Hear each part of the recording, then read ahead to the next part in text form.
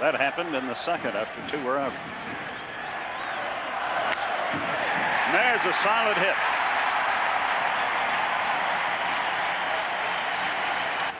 You see the story on Jeremy Giambi.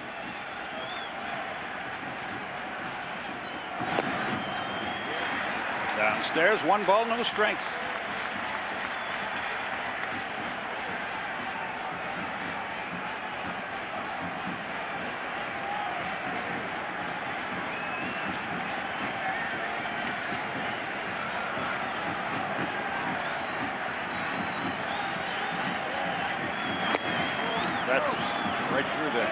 Outfield plays him straight away and very deep. The A's always a bloop and a blast away from tying this ball game, and that's basically their philosophy. Not quite the Earl Weaver theory on baseball, pitching, defense, and a 3-run homer, but close. Almost hit it. 2-1 the count. See, a lot of teams, when they're down 2-0, they get a count like this, 2 balls, 1 strike. They've been shut out. You try to put a runner in motion. You do something to change what Roger's been doing. And he's basically been around the plate, so this is a perfect 2-1 situation to hit and run, but that's not the way the A's play baseball. And you can't argue with it because they've been successful doing what they've been doing, playing the game their way.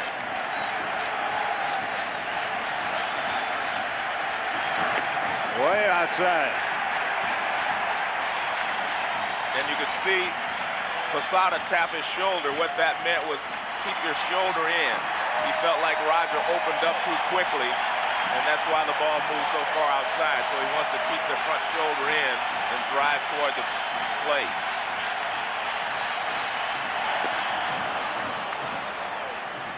Full count.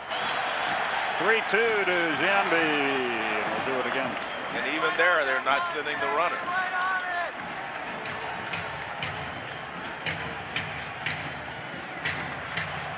There's Ron Washington, the third base coach. He gives the signal that to the runner and the hitter that Art Howe passes along to him.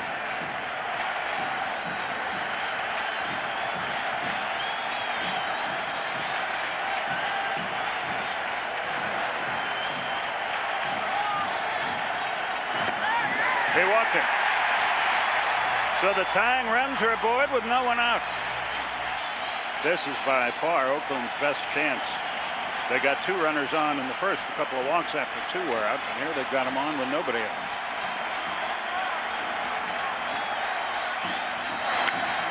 Base hit right field. Runner around third, they're going to wave him. O'Neill's throw.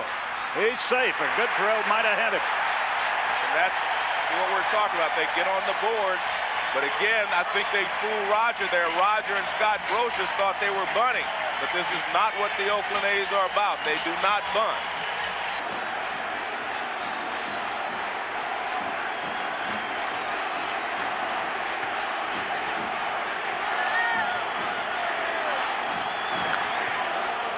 He took a shot at left field, fouled it away. Well, Roger continues to come after him with a first pitch fastball, and that tells you that he feels like his fastball is still moving well, and he has a lot of confidence in it.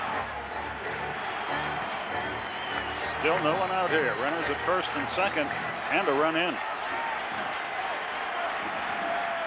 Joe Torre, Don Zimmer talk it over in the Yankee dugout.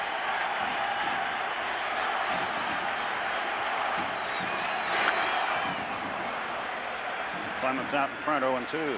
One of the things that Terrence Long has been able to do is hit with runners in scoring position.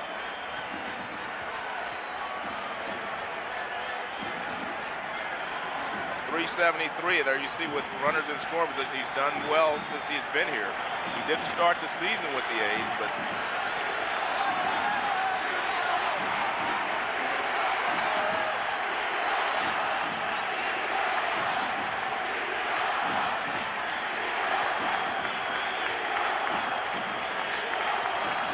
the excitement has brought the fans back.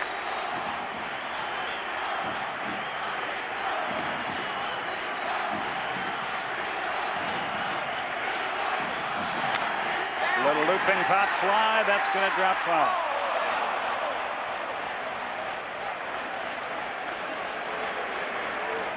It was actually pretty good hitting there by Terrence Long because he didn't try to pull the ball. That was a splitter away, and that's what one of the pitches Roger has been using to get his strikeouts, and he was able to go the other way and keep it in play just to try to put the ball in play. He's looked like he's trying to go to left field on every pitch here. See if Clemens tries to bust him inside. Nope. Again, toward the outside part of the plate. I think Roger's trying to get the strikeout. He's trying to throw that his best splitter, and so far, a couple of them have stayed up. Now watch, he wants this ball to really drop down.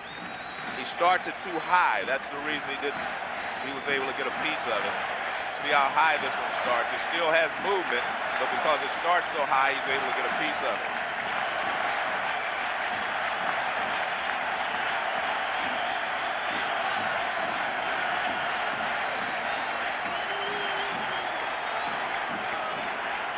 Long out of the box. Now he stands in. Jeremy Giambi leads from second. Hernandez from first. Little tapper. Out there. Safe there. Good job, a base run by Ramon Hernandez.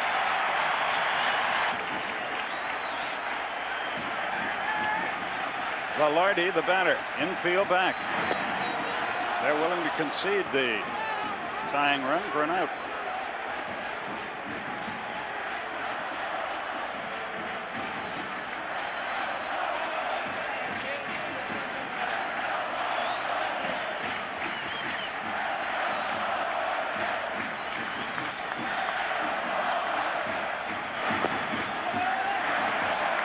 Roger's still questioning some of the calls of Tim Welke.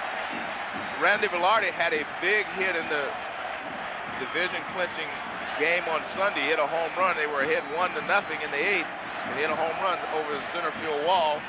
And on Friday, he made some great defensive plays here to help them win a ball game.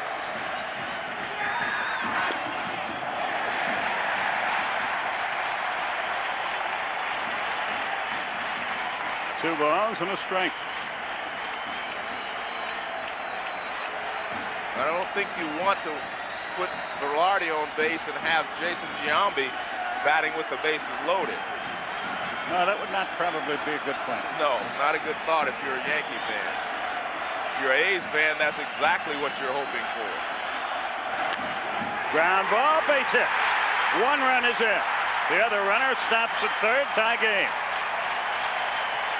And Velarde comes through. And this is the way the A's have played down the stretch. They've fallen behind, but they always come back. Jason has walked and flied to left.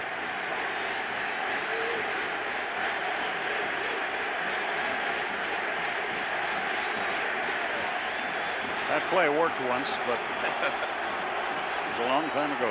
You know, the real key hit in this inning was Ramon Hernandez, because they were in a situation where a lot of teams would bunt. But as I said, the Oakland A's do not bunt. And he got a base hit on the first pitch, and that really put this inning in motion. Clemens wants his catcher to start again. There's the A's attitude. That's what they have.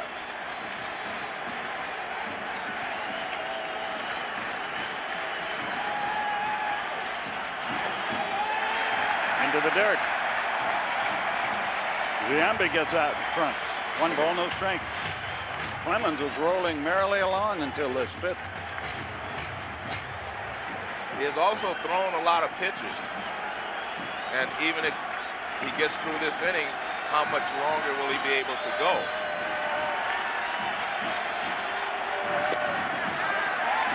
Two and oh.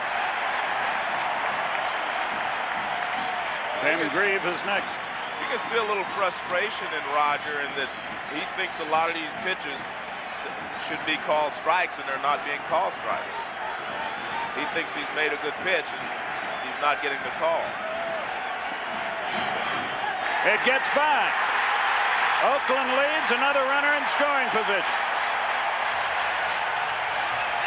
Bob Wischusen has a point. Bob. Well, guys, predictably, the mood on the Yankee bench has done a complete 180, stone-faced all across the board. No one giving a rah-rah speech. They obviously dejected, to say the least, at how the inning has turned out as Giambi's now going to get the intentional walk. They absolutely thought earlier on Ramon Hernandez was going to bunt. They brought in Tino Martinez and Scott Brocious, as Joe alluded to, at the corners. But this is a terrible sacrifice bunting team, the A's. It's actually been dubbed a quote-unquote dirty little secret by the A's media. They just don't sacrifice, and the decision by Art Howe to not sacrifice for Ramon Hernandez has led to a big inning here for the A's. Back to you. Okay, Bob, thank you. Ben Grieve, the batter. They're at first and second. It's 3-2 Oakland. Well, they scored that as a wild pitch on Roger Clemens. I disagree. The one that allowed Hernandez to score, I thought it should have been a fast ball, but it really doesn't matter. And they get two out there, and the inning is over.